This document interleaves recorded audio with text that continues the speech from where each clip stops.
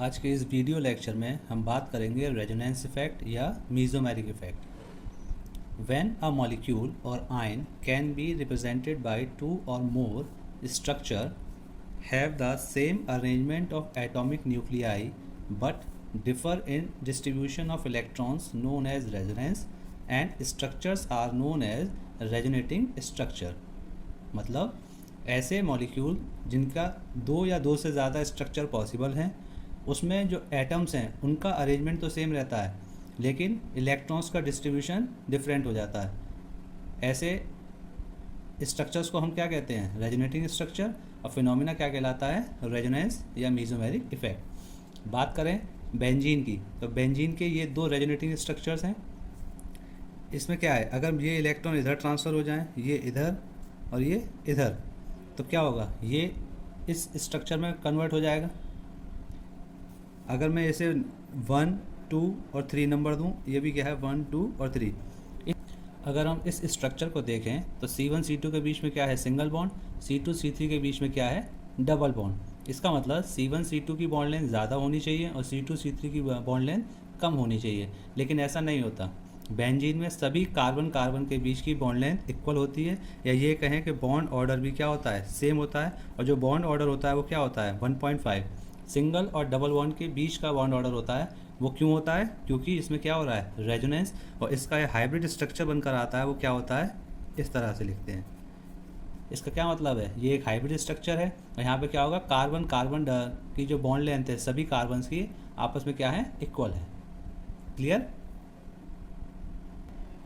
अगर हम बात करें टाइप्स ऑफ कॉन्जुगेशन की, तो टाइप्स ऑफ कॉन्जुगेशन 5 टाइप्स के होते हैं। पहला है पाई पाई कॉन्जुगेशन। फॉर एग्जांपल ये एक कॉन्जुगेटेड सिस्टम है 1,3-ब्यूटाडाइईन। इसमें क्या होगा? ये पाई इलेक्ट्रॉन उठकर यहाँ ट्रांसफ़र हो जाएंगे और ये क्या होगा? इधर ट्रांसफ़र हो जाएगा। तो इसका जो रेजोनेटिंग स्ट्रक्चर बनेगा वो क्या होगा? ये पाई इलेक्ट्रॉन उठकर कहाँ आए? यहाँ। तो ये सिंगल बॉन्ड किस में चेंज हो गया? डबल बॉन्ड में। यहाँ से इलेक्ट्रॉन आए यहाँ पर, तो यहाँ पर क्या आएगा? Positive charge. और यहाँ से इलेक्ट्रॉन ट्रांसफर होकर इस कार्बन पे आए तो इस पर क्या आएगा? Negative charge. तो ये इसका क्या होगा? Resonating structure. ये कॉन्जुगेशन कौन सी कहलाएगी? पाई पाई कॉन्जुगेशन। इसी तरह से दूसरा है पाई और पॉजिटिव चार्ज कॉन्जुगेशन। जैसे ये क्या है? Allyl carbocation. एलाइल कार्बोकैटाइन में क्या होगा? ये पाई इलेक्ट्रॉन उठकर कहाँ आएंगे? यहाँ। तो क्या स्ट्रक्चर आएगा? ये सिंगल बॉन्ड चेंज हो गया किसमें? डबल बॉन्ड में। और यहाँ से इलेक्ट्रॉन ट्रांसफर हुए हैं इधर, तो इस पर क्या आएगा? Positive charge. ठीक है। तीसरा है पाई और नेगेटिव चार्ज। ये भी इस तरह से बनेगा। ये क्या है? एलाइल कार्बेनाइन। ये इलेक्ट्रॉन यहाँ ट्रांसफ़र होंगे और ये इलेक्ट्रॉन यहाँ ट्रांसफ़र हो जाएंगे। तो ये इलेक्ट्रॉन जब यहाँ ट्रांसफर होंगे तो यहाँ सिंगल बॉन्ड किस में चेंज होगा? डबल बॉन्ड में। और ये इलेक्ट्रॉन इस कार्बन पे गए तो यहाँ पे क्या आएगा? Negative charge. फोर्थ वन है पाई और ऑड इलेक्ट्रॉन। तो क्या होगा? ये भी एलाइल फ्री रेडिकल। इसे क्या कहेंगे? Allyl free radical. ये क्या है? Allyl free radical. Allyl free radical में क्या होगा? देखिए ये जो बॉन्ड है इसमें एक इलेक्ट्रॉन इस कार्बन का है, एक इलेक्ट्रॉन इस कार्बन का है। तो ये दोनों इलेक्ट्रॉन आपस में क्या कर लेंगे? एक बॉन्ड बना लेंगे इस तरह से। यहाँ आ जाएगा डबल बॉन्ड और यहाँ ये इलेक्ट्रॉन क्या है? फ्री रेडिकल में कन्वर्ट हो जाएगा। ठीक है। इसी तरह से पाई और लोन पेयर। पाई और लोन पेयर के लिए ये हो जाएगा एग्जांपल। इसमें ये इलेक्ट्रॉन कहाँ होंगे? यहाँ ट्रांसफ़र होंगे और ये इलेक्ट्रॉन कहाँ होंगे? ऐसे। तो क्या आएगा? यहाँ से इलेक्ट्रॉन यहाँ ट्रांसफ़र हुए हैं तो यहाँ आएगा डबल बॉन्ड, और सॉरी ये सिंगल बॉन्ड है। और ये यहाँ पर इलेक्ट्रॉन ट्रांसफर हुए हैं तो इस पर आएगा नेगेटिव चार्ज। यहाँ से लोन पेयर ट्रांसफर हुए हैं तो इस पर कैसा चार्ज आएगा? Positive charge. ये एग्जांपल्स हैं टाइप्स ऑफ कॉन्जुगेशन के। क्लियर? अगला टॉपिक है कंडीशन फॉर रेजोनेटिंग स्ट्रक्चर। पहला point, all resonating structure must have same arrangement of atomic nuclei. For example ये एक स्ट्रक्चर है एसिड का और ये इसका क्या है? Resonating structure. तो इसमें क्या हो रहा है? ये लोन पेयर यहाँ ट्रांसफ़र हो रहे हैं और ये इधर ट्रांसफ़र होगा। तो यहाँ से इलेक्ट्रॉन ट्रांसफ़र हो रहे हैं तो इस पर आएगा पॉजिटिव, और यहाँ से इस ऑक्सीजन की तरफ इलेक्ट्रॉन ट्रांसफ़र हुआ है तो इस पर क्या आया? Negative charge. तो यहाँ क्या हो रहा है? एटम का अरेंजमेंट में कोई डिफरेंस नहीं आ रहा, बस डिफरेंस किस में आया है? इलेक्ट्रॉन के डिस्प्लेसमेंट में। तो ये एक दूसरे के क्या है? Resonating structure. दूसरा पॉइंट क्या है? Resonating structure must have same number of paired और अनपेयर्ड इलेक्ट्रॉन्स। मीन्स ये एक स्ट्रक्चर है जिसमें नाइट्रोजन के पास क्या एक और इलेक्ट्रॉन है, या कह सकते हैं एक अनपेयर्ड इलेक्ट्रॉन है। बाकी ये बॉन्ड पेयर और लोन पेयर मिला के कितने हैं, टोटल 16 इलेक्ट्रॉन है। तो इस मॉलिक्यूल में 16 पेयर्ड इलेक्ट्रॉन्स हैं और एक अनपेयर्ड इलेक्ट्रॉन है। सेम इस मॉलिक्यूल में भी क्या है, एक अनपेयर्ड इलेक्ट्रॉन है और बाकी कितने हैं, 16 पेयर्ड इलेक्ट्रॉन्स हैं। तो ये दोनों एक दूसरे के क्या हैं, रेजोनेटिंग स्ट्रक्चर। थर्ड पॉइंट क्या है, द एनर्जी और different structure must be same और नियरली सेम, यानी जो भी रेजोनेटिंग स्ट्रक्चर बनेगा उनकी एनर्जी या तो सेम होगी या नियरली सेम होगी। क्लियर। फोर्थ पॉइंट है, all atoms which participate in delocalisation must be in the same plane. For example ये बेंजोइक एसिड है, बेंजोइक एसिड ये दो तरह से रेजोनेंस दिखा सकता है। कैसे, एक बार तो ये लोन पेयर और ये पाई बॉन्ड के बीच में कंजुगेशन होगा तो ये स्ट्रक्चर बनेगा, ये लोन पेयर इधर ट्रांसफ़र होगा और यहाँ क्या होगा, ये ऑक्सीजन पे ये लोन पेयर ट्रांसफ़र हो जाएगा तो ओ पे आएगा नेगेटिव चार्ज और ऑक्सीजन पे क्या आ जाएगा इस वाले पर पॉजिटिव चार्ज। इसी तरह से दूसरा जो है ये पाई बॉन्ड इस बेंजीन के पाई बॉन्ड के साथ क्या करेगा, रेजोनेंस शो करेगा। तो ये बॉन्ड यहाँ ट्रांसफ़र होगा और ये लोन पेयर यहाँ ट्रांसफ़र हो जाएगा तो इस पर नेगेटिव चार्ज आएगा और यहाँ पे क्या आ जाएगा डबल बॉन्ड और यहाँ पे क्या आएगा यहाँ पर पॉजिटिव चार्ज। तो इस तरह से बेंजीन रिंग दो तरह से रेजोनेंस शो कर सकती है, एक ऑक्सीजन के लोन पेयर के साथ और एक बेंजीन रिंग के साथ। लेकिन अगर मैं यहाँ पर एक कोई ग्रुप लगा दूँ, जैसे मान लीजिए कोई ग्रुप लगा दिया मैंने R, तो क्या होगा, अब इस ग्रुप की वजह से ये जो COOH ग्रुप है क्या होगा, आउट ऑफ द प्लेन चला जाएगा और आउट ऑफ द प्लेन चला जाएगा तो ये बेंजीन रिंग के साथ फर्दर रेजोनेंस शो नहीं करेगा। सिर्फ और सिर्फ जो रेजोनेंस होगी वो क्या होगी, इस ऑक्सीजन के लोन पेयर के साथ ये रेजोनेटिंग स्ट्रक्चर बनाएगा। क्लियर। फिफ्थ पॉइंट है, all atoms resonating structure should follow the octet rule. For example अगर मैं एक स्ट्रक्चर बनाऊं, इसके पास क्या होंगे, दो लोन पेयर, इसका रेजोनेटिंग स्ट्रक्चर क्या बनेगा, ये इलेक्ट्रॉन यहाँ ट्रांसफ़र होंगे और ये इस तरह से। तो यहाँ पे क्या होगा, ऑक्सीजन के पास ऑलरेडी दो लोन पेयर थे, एक लोन पेयर और आ जाएगा और यहाँ क्या है, डबल बॉन्ड आ जाएगा। यहाँ पे दो लोन पेयर थे, एक लोन पेयर ट्रांसफ़र हो गया तो यहाँ पॉजिटिव चार्ज आएगा और ये इसका क्या है, रेजोनेटिंग स्ट्रक्चर। तो ऑक्टेट रूल का क्या मतलब है, सभी एटम्स के पास की ऑक्टेट कंप्लीट होनी चाहिए। जैसे इसकी ऑक्टेट कंप्लीट है, इस ऑक्सीजन को देखें तो इसके पास कितने थे, 4 इलेक्ट्रॉन ये और 2 बॉन्ड पेयर यानी 4 इलेक्ट्रॉन, यानी टोटल 8 इलेक्ट्रॉन है। कार्बन के पास भी 4 बॉन्ड पेयर हैं तो 8 इलेक्ट्रॉन्स हैं। इस ऑक्सीजन के पास 4 लोन पेयर हैं, सॉरी 2 लोन पेयर हैं तो 4 इलेक्ट्रॉन और 2 बॉन्ड पेयर मतलब 4 इलेक्ट्रॉन, टोटल 8 इलेक्ट्रॉन्स हैं।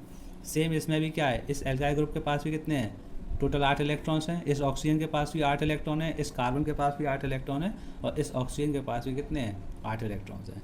तो दोनों ही स्ट्रक्चर में कितने हैं, 8 इलेक्ट्रॉन्स कंप्लीट हैं। तो ये क्या कर रहे हैं, ऑक्टेट रूल को फॉलो कर रहे हैं। तो ये दोनों एक दूसरे के क्या हैं, रेजोनेटिंग स्ट्रक्चर।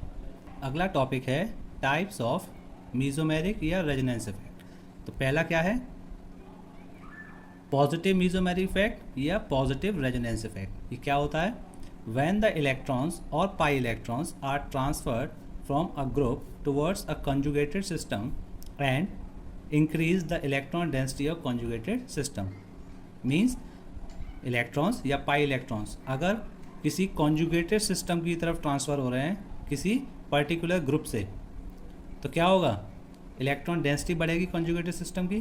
तो इस तरह के इफेक्ट को हम क्या कहते हैं, पॉजिटिव मीजोमेरिक इफेक्ट या पॉजिटिव रेजोनेंस इफेक्ट। जैसे एग्जांपल है इसका अमाइन, एल्कोक्सी, एल्कोहल या हेलोजन, ये सब क्या है, +M या +R शो करेंगे। फॉर एग्जांपल ये एक कॉन्जुगेटेड सिस्टम है, इसके साथ हमने क्या लगा दिया, एक NH2 ग्रुप। तो इसके ये लोन पेयर कहाँ ट्रांसफ़र होंगे, यहाँ, और ये इस फर्दर कार्बन पर ट्रांसफ़र हो जाएंगे तो इस पर आएगा नेगेटिव और इधर क्या आ जाएगा पॉजिटिव चार्ज। तो क्या हो रहा है, इस कॉन्जुगेटेड सिस्टम को इस ग्रुप के थ्रू क्या हो रहा है, इलेक्ट्रॉन ट्रांसफ़र हो रहे हैं। तो ये क्या है, पॉजिटिव मीजोमेरिक इफेक्ट शो करेगा। इसी तरह से ये एनिलीन है, इसमें क्या होगा, ये इलेक्ट्रॉन यहाँ ट्रांसफ़र होंगे और ये इलेक्ट्रॉन इस तरह से ट्रांसफ़र होंगे। तो यहाँ पे क्या आएगा, नेगेटिव चार्ज और यहाँ पे क्या आएगा, डबल बॉन्ड और इसके ऊपर क्या आएगा, पॉजिटिव चार्ज। तो क्या हो जाएगा, ये जब towards the conjugated system electron transfer होते हैं वाया अ फंक्शनल ग्रुप, तो क्या हो जाएगा, उसको हम कहते हैं पॉजिटिव मीजोमेरिक इफेक्ट। अगर ऑर्डर की बात करें पॉजिटिव मीजोमेरिक इफेक्ट की, तो क्या है, सबसे ज़्यादा O नेगेटिव का होता है, देन NH2 का होगा, फिर एल्कोक्सी का, देन एमाइड का, देन एस्टर, फिर फिनाइल और हेलोजेंस। ये इसका क्या है, ऑर्डर है। दूसरा इफेक्ट है नेगेटिव मीजोमेरिक इफेक्ट और नेगेटिव रेजोनेंस इफेक्ट। ये क्या होता है, जैसे पॉजिटिव मीजोमेरिक इफेक्ट में क्या हो रहा था, इलेक्ट्रॉन का ट्रांसफ़र हो रहा था कंजुगेटेड सिस्टम की तरफ वाया एनी ग्रुप, लेकिन नेगेटिव मीजोमेरिक इफेक्ट में उसका जस्ट रिवर्स होगा। इसमें क्या होगा, इलेक्ट्रॉन का ट्रांसफ़र होगा कॉन्जुगेटेड सिस्टम से टुवर्ड्स एनी ग्रुप। मतलब नेगेटिव मीजोमेरिक इफेक्ट में क्या होगा, इलेक्ट्रॉन का ट्रांसफ़र होगा कॉन्जुगेटेड सिस्टम से किसी ग्रुप की तरफ। जैसे इस एग्जांपल में देखिए, ये क्या है, एक कॉन्जुगेटेड सिस्टम है, इसके साथ क्या लगा हुआ है, NO2 ग्रुप लगा हुआ है। तो ये क्या होगा, ये इलेक्ट्रॉन यहाँ ट्रांसफ़र होंगे और ये इलेक्ट्रॉन इस तरह से, ये इलेक्ट्रॉन यहाँ ट्रांसफ़र हो जाएंगे और ये इस तरह से ट्रांसफ़र हो जाएंगे। तो यहाँ क्या आएगा, इलेक्ट्रॉन कहाँ ट्रांसफ़र हो रहे हैं, कॉन्जुगेटेड सिस्टम से टुवर्ड्स द ग्रुप। इस तरह का इफेक्ट क्या कहलाएगा, -M या -R। इसके एग्जाम्पल क्या हैं, NO2, साइनाइड, सल्फोनिक, एल्डिहाइड और एसिड।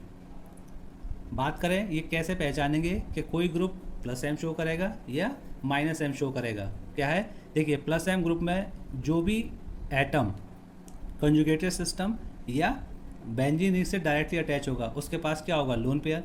अगर किसी एटम के पास लोन पेयर है तो वो क्या करेगा, लोन पेयर को डोनेट करेगा।